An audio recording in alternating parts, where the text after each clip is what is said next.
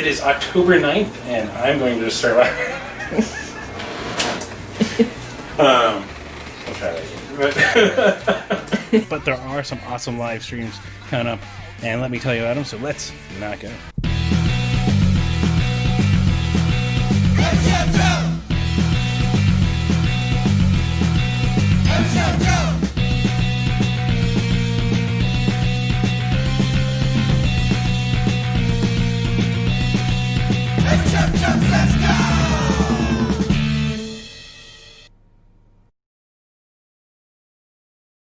Yeah, yeah. If there's two cockroaches playing guitar, Joe's gonna be there.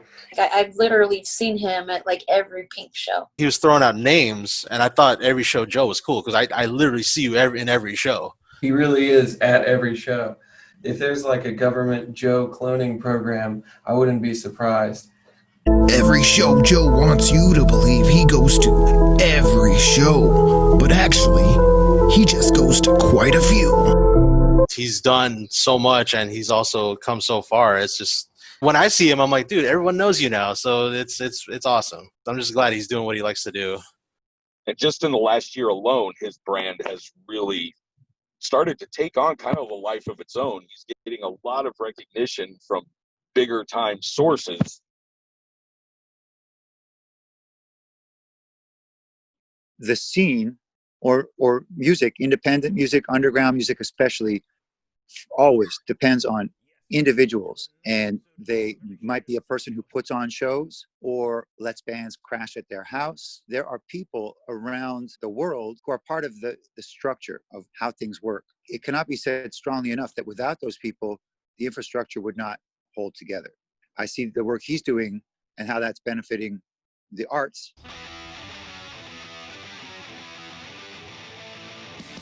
He's always just been a really huge supporter of the Pinks. So yeah, he's in the Pizza Slice music video. I was actually looking at those pictures today, and I was like, oh, that was fun. But it was so funny because I think call time was 5:30 or 6, and Joe is so punctual.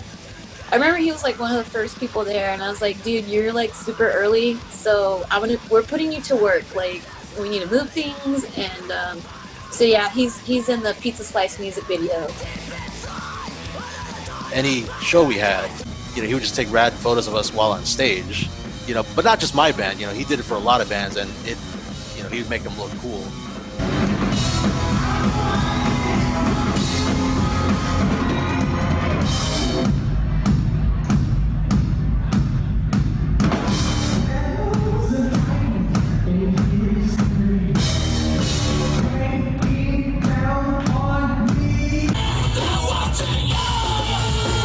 Being able to show up to a place and then it's like, man, there's fucking Joe. He's already here.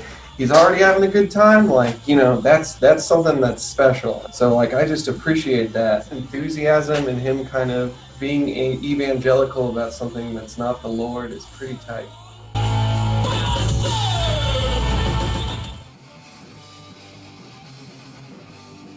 He's photographed us a lot. He actually did kind of a quote-unquote, a band photo for us that we've been using. I call Joe the unspoken fifth member of Reason Unknown. Whenever we're doing shows that we have to sell tickets to, Joe's tickets are free. When we do an album, Joe gets copy for free. Take care of Joe because he takes care of all of us. He gives us all exposure that we wouldn't normally get. He helps everybody, so we always try to help him.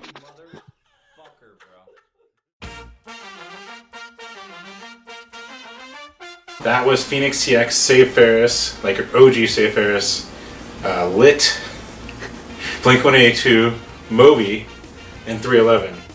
But I remember Save Ferris. I remember Monique telling 16-year-old me that it's going to be the year of the vagina, and I'm like, holy fuck, what's going on?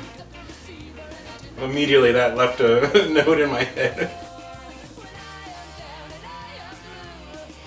I think it was the end of 2010. I stepped down from GameStop, being a manager for my own health. Went back to school getting a second degree, and I was told to find places that I was stress-free. I remembered going to No Effects at the Marquee and being like, I forgot about the fucking GameStop. I forgot about the world. I was happy. I was having fun.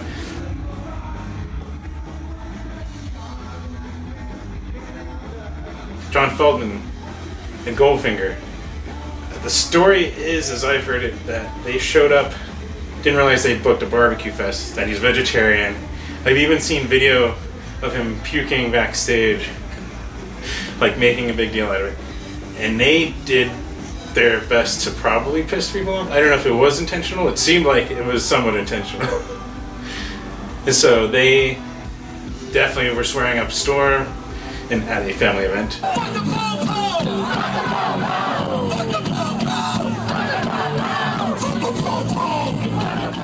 Their drummer and had him drink beer out of the smelliest shoe he found in front of this family crowd.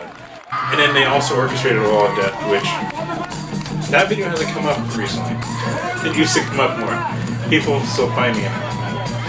How many people see Braveheart? 1, 2, 1, 2, 3, come on! And that was the infamous barbecue fest where Punk got banned from the barbecue fest.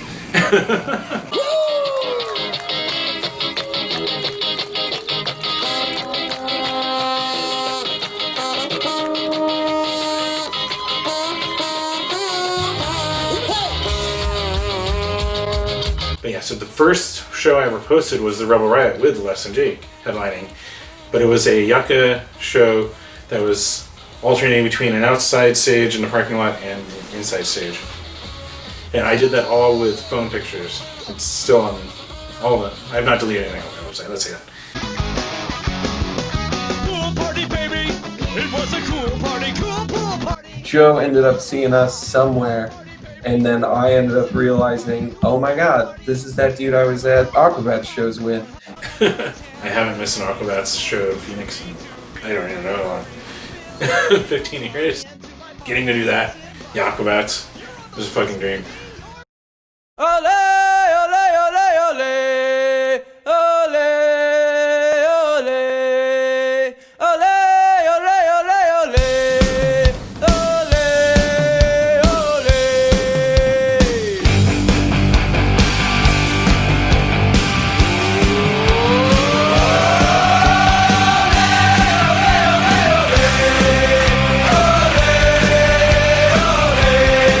That was the year I played with Man Baby, then it was Pinks. So I got photo pass for Playboy Man Baby with Tartar Control and Fat Mike up with Punk Rock Karaoke. I think it was day 2. A friend of mine is friends with the Gimme Gimmes, and I got to go shoot from the barricade of Punk Rock Bowling, the Gimme Gimme set. First night, there was a dick during off. When he walked up and he stood next to me, he's like, "Nice camera," sarcastically, and I'm like, "Thanks." And then every time I tried to take pictures, he started elbowing me. And I'm like, what the fuck? And then after a point, I'm like, I'm annoyed. I'm getting out of here and having a beer. And then the next night, Bouncing Souls. That one is one of my favorite pictures still, where I caught Greg out in the crowd. I leaned back like 2 people just to get that picture, and I'm like, there's no way I can protect my camera anymore. So I got a cool shot. Let's get the fuck out of here.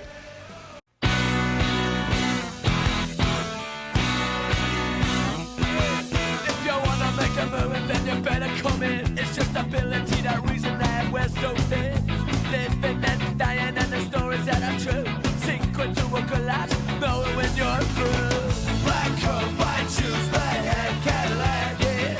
The boys are time bomb. Black coat, white shoes, red hair, Cadillac, yeah. The boys are time bomb. Well, he's back in the hole where they got him living like a rapper. He's smarter than that. 9 lives like a cat. 15 years old, take them to the youth authority home. First thing you learn, you gotta make it in this world alone.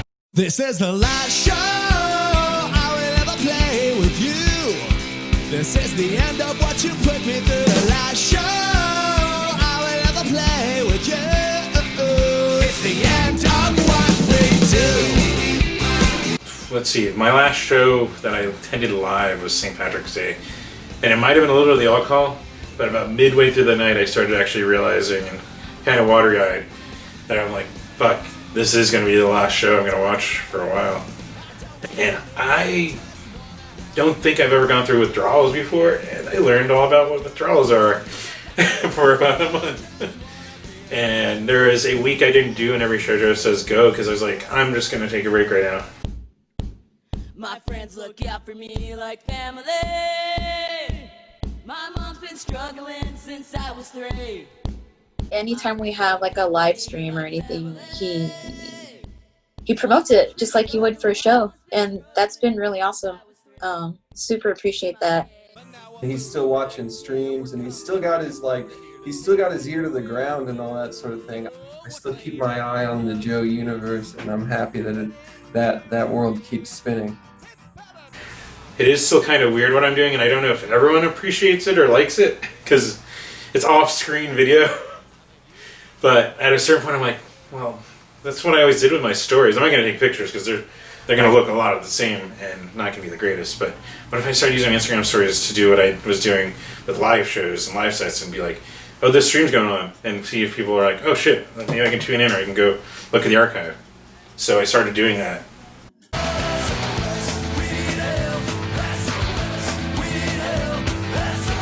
Like we're staring down the no live music for probably another year at least. So, until there's actual control over the virus, if it either burns out or some sort of mass inoculation, like it's not gonna happen as far as like punk shows, because there's nothing more contact oriented than like a bunch of people standing really close to each other, breathing heavily and sweating all over each other.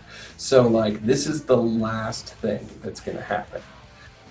Of course, the big thing is save our stages right now. All our independent venues are struggling. There's pretty much no financing coming from our government right now, and they're doing what they can with the Save Our Stages. And NIVA, the National Independent Venue Association, they actually have cool news, but they're doing a Save Our Stages Fest. It's going to be on YouTube. It's going to be Friday, Saturday, and Sunday, following week, a week from today. And so that's really cool. They're going to be they're already raising money, actually, if you take a look, and you can go help out your independent venues, because otherwise they're saying 90% of the venues will not be open and make it through this pandemic. So help them out where you can.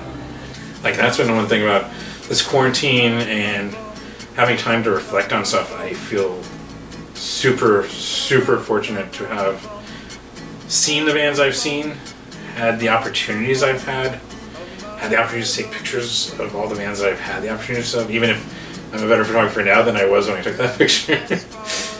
Like, I have been very fortunate. I don't fully understand how I got into this. I still think there's a little universal power pushing the direction of this for me. But yeah. You're wondering now what to do. Now you know this is the end. You're wondering how you will pay for the way you did behave. You're wondering now what to do. Now you know this is the end.